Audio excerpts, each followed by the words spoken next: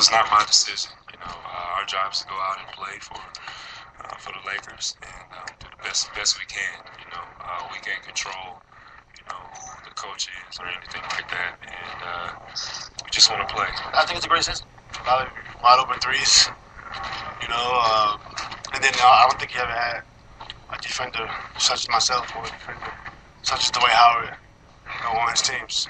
I don't think he ever coached those type of players. So, defense would be self-explanatory.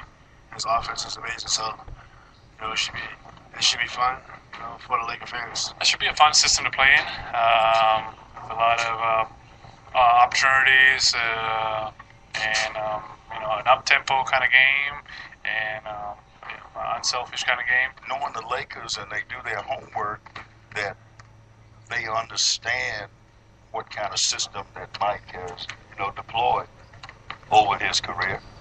I would think they're up to speed on it. We're excited. We're looking forward to it.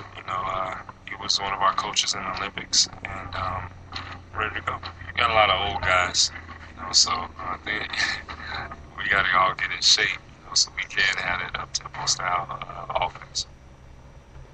Ladies and gentlemen, my name is Stephen Hughes. I'm the host of NBA Weekly. What you heard right there for the first minute 20 seconds was Meta World Peace, Dwight Howard, Paul Gasol's, and interim head coach at the time, Bernie Bickerstaff's reaction to the hiring of Mike D'Antoni as the new Los Angeles Lakers head coach. We're going to get all that and more with our two special guests tonight here on this edition of NBA Weekly here on Spreaker.com.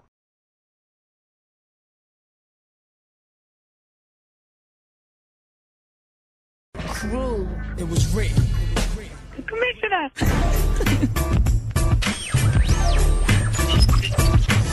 me, I'm ballin', catch me, I'm ballin', catch me like Spalding, catch me like Spalding's. If he indeed the MC, vitamin like GNC, can't see me like B.I.G. on CNT, did a little bit of time on BMG, but this right here, homie, this on me, can you be down? No, CMB, that's cold, that ain't nice, G, so what though? Lil' homie remind me of Ice-T. By the way, we share the same birthday. The wordplay is work, but f***ing is easy. So catch me, I'm ballin'. I'm sick too if you ain't catch me like coughing back when I... Ladies and gentlemen, what's up? My name is Stephen Hughes. As I said, I'm the host of NBA Weekly. Here is November 14th on this fine day in America. And we got a lot of basketball to talk to you guys about. And to start off the show, our special guest. Usually you'll hear him from the football side and the NFL goal line with Nick and Phil. Today, you'll hear him talk about his basketball wisdom. Here we go, folks. It's Nick Rice from the NFL goal line with Nick and Phil. Nick, welcome to the show. Thanks for having me, man. Glad to be here. It's glad to be here. I'm glad that you can be here too. So first, I brought up the video, the reactions of what some players and Bernie Bickerstaff said on the hiring of Mike D'Antoni. How do you react, and how do you think, since you're a Southern California guy, how did the other people feel and react about the hiring of Mike D'Antoni and not Phil Jackson? This new news that has been part of LA Nation for quite some time now has really come onto the scene in tremendous fashion.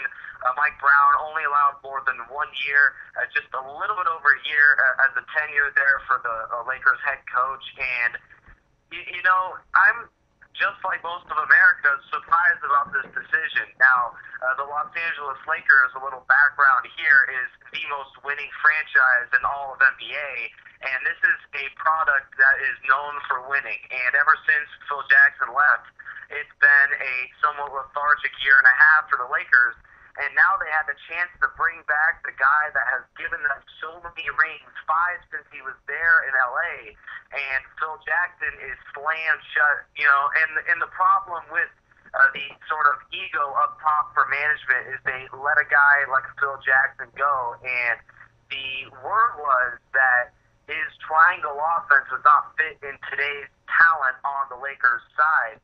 But if there's any coach that I would be more comfortable with, that would control a somewhat depleting team right now that's losing more games than they really should talent-wise, it would be Phil Jackson to revitalize this team. I'm shocked by the move, and I think this is a step backwards for one of the best franchises in the NBA. Yeah, I gotta agree with you right there. I think a move had to be made since surprisingly a 1-4 start, especially this early in the season, is such a big deal for the executive staff ahead of the Los Angeles Lakers. But you have a good team here, but you have an old team. You have to really, you really have to change it up a bit. You have to have guys sit out a little bit more than they didn't really used to back in their prime. And now Mike D'Antoni has the opportunity to coach Steve Nash again, to coach Dwight Howard again, to coach Kobe Bryant again. Because first off, D'Antoni coached Nash in Phoenix, where Steve Nash won two MVPs in two consecutive seasons. That was ridiculous. Then for Dwight Howard and Kobe Bryant, he was the assistant coach of the Olympic team a few years back in Beijing. So D'Antoni, it's not like D'Antoni doesn't know these guys a lot from a coaching standpoint. He knows these guys a lot, and that might be a key reason why Phil Jackson got passed, because Phil Jackson he got to coach against the likes of Meta World Peace and Steve Nash and Dwight Howard. He only got to coach Bryant. And D'Antoni has more experience with those guys and those performers out there that are expected to perform very well night after night at Staples Center. So I gotta agree with you, Nick. I think this was a good decision, but it could have been. I think that a decision could have been made later in the season and see what really could have gone wrong or would have gone right. I feel like. I totally agree with the fact that D'Antoni was given perhaps the keys to the franchise a little quicker than certainly a lot of that Lakers sideline would expect now. Obviously, Mike Brown seemed to not be working in LA, and with the Lakers, it's a now or never kind of deal. And for Mike D'Antoni, I'm not a terrible. I am a supporter of a guy that has had somewhat success with other teams. Obviously, he brought up the fact that Steve Nash is a two-time MVP, and D'Antoni is a player's coach, and also, D'Antoni is a very likable personality for the media as well. He's an even keel guy, and obviously he's a guy that's very light on his players, a sort of ice cream for breakfast kind of deal, where every player would love to have D'Antoni up top as the head man of the basketball team. But the problem with D'Antoni, and this is the case for not just D'Antoni, but quite a few coaches that have not had the success as Phil Jackson, is the fact that his playoff record is abysmal for a team that is looking to win another NBA championship right now. And for a team filled with four future Hall of Famers that are arguably past their prime already, Pau Gasol, Kobe Bryant, and then Dwight Howard and Steve Nash brought in. This is a Lakers team that wants to win now, and for a head coach that doesn't have a playoff record to match that of Phil Jackson, I'm scratching my head to why they don't go with the guy with the better tenure, even though they just let go of Phil Jackson a year after what a terrible ending to the playoffs in his career as a head coach. Yeah, I gotta agree with you on that. I think that media it's kind of weird around SportsCenter. They try to focus so much on the high media markets like New York and what's going on with Tim Tebow and what's going on with the anonymous Jets player calling him terrible, and then Los Angeles with the hiring Mike D'Antoni. They just get so much like news over there. They're just on Los Angeles, on New York, maybe sometimes in Texas, in Florida all the time, where the Marlins are really getting criticized for their trade that they performed with Toronto. So that might have been a problem with this whole coaching decision. I wouldn't really know, but for me, just the fact that Phil Jackson he retired, and I don't think that, and he said there are certain he had to be limited to things that he couldn't have done when he was coaching at his prime. He couldn't be really going to a lot of road games.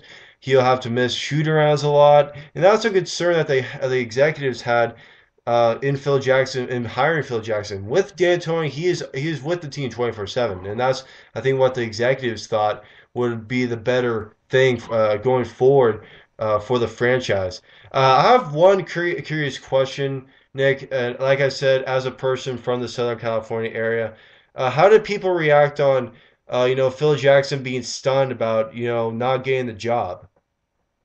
Well, certainly it seems in the LA area it's more basketball than anything else, and the fact about bringing a new head coach just a little after a year after getting rid of Phil Jackson, it seems to be just LA has gotten so much notoriety with this head coach situation here, and the thing overall with Los Angeles is they seem to be the face of the NBA. I might be speaking too strongly of this team, but for a franchise that has really made a name for itself, the Lakers have certainly had its fair share of notoriety, being the most winning team in all of the NBA. And to hire Mike D'Antoni, even though the playoff record does not match Phil Jackson, I believe by this move and certainly the talent on this team completely points to winning now. Hiring this head coach, a younger guy that has more time, more years ahead of him, I believe that the Lakers are looking for a move that's looking more for 5 to 10 years down the road instead of winning one more championship than being in a big hole next year and perhaps facing the fact that Kobe Bryant might retire after this season. I got going straight to the Kobe Bryant thing. I don't think that if the possibility of him getting injured again, that might be a possibility where he can be thinking about retirement. But if he stays healthy, I can see another 3 or 4 more years out of Bryant. As for other guys, they're out of their prime pretty much. Paul Gasol. You've seen a lot of down. You have a lot of like Pau Gasol is really overrated in Los Angeles, and he's been overrated since being traded from Memphis a few years ago. But he hasn't really done the job, in my opinion. I think that, especially in these last 2 years, he has really underperformed as a big man, and especially when they lost Andrew Bynum with a bunch of injuries, he was pretty much the guy that really was dependent on down low in the key. And pretty much Brian was perfectly fine by himself being the shooter, but he had to get some help, and Gasol wasn't really doing that. And that's this is just my opinion, but that's the reason why the Lakers didn't go as far as they could have last season. And you mentioned a good point, actually, Steven, because towards the latter part of last season, Bynum was making a case for being the better big man that can play center and can go up inside, get the rebound, and get the 20, 25 points they're looking for out of a big man like a Pau Gasol. Bynum was playing a better version of Pau Gasol, and the other issue is the Lakers let go of a guy that perhaps has 4 years in front of him than a Pau Gasol that's already past his prime and seems to be a little over, what's the word? A little too much hype for a guy that hasn't really produced on the field, and for a guy that is on a team that's so talented, to have the lack of production is awfully concerning, and that could be a coaching thing. This is speculation, but it seems to be just this guy is not really set to give this team the another championship that we're looking for. But overall, the concern for LA down the road, not just this year, but in a few years, you mentioned Kobe might last 3 to 4 more seasons with LA, but the key overall is how are you going to replace a Kobe Bryant? You can't replace it's almost impossible to replace a guy like Kobe Bryant.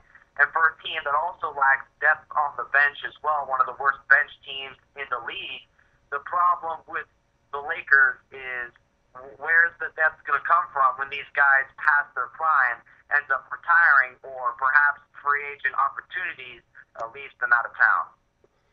Yeah, I think that in the trade that involved a few teams involving Dwight Howard and Andrew Bynum and going from the 76ers to the Nuggets to the Magic and then to eventually to Los Angeles.